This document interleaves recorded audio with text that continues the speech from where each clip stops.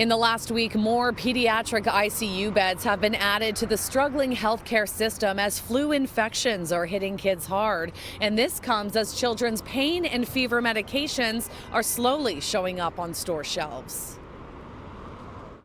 Empty for kids. There's nothing.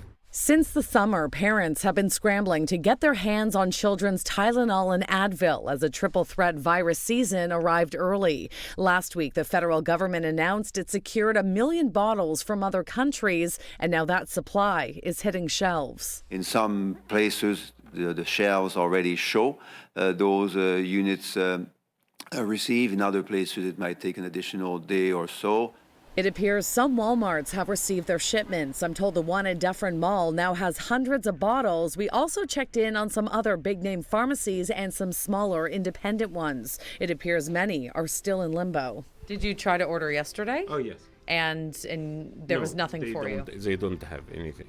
The federal minister of health says within a week, supply should be less patchy. And to keep up with demand, domestic production has now hit record levels as another 500,000 foreign units are expected in the coming weeks. Since demand continues to be high, we encourage people to buy only what they need in order to avoid wastage and help ensure other families and other sick children have access to these medications too.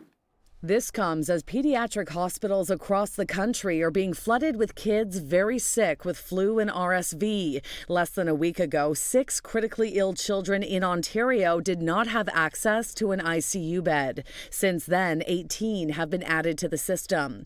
Here's the latest data. As of yesterday, there are now 130 pediatric ICU beds in Ontario. That's up from 112. And currently, there are 110 children in the ICU. The Ministry of Health tells me efforts are underway to further expand pediatric capacity. Since last week's update, respiratory syncytial virus, or RSV, activity has leveled off somewhat, but it is likely to remain elevated for weeks to come.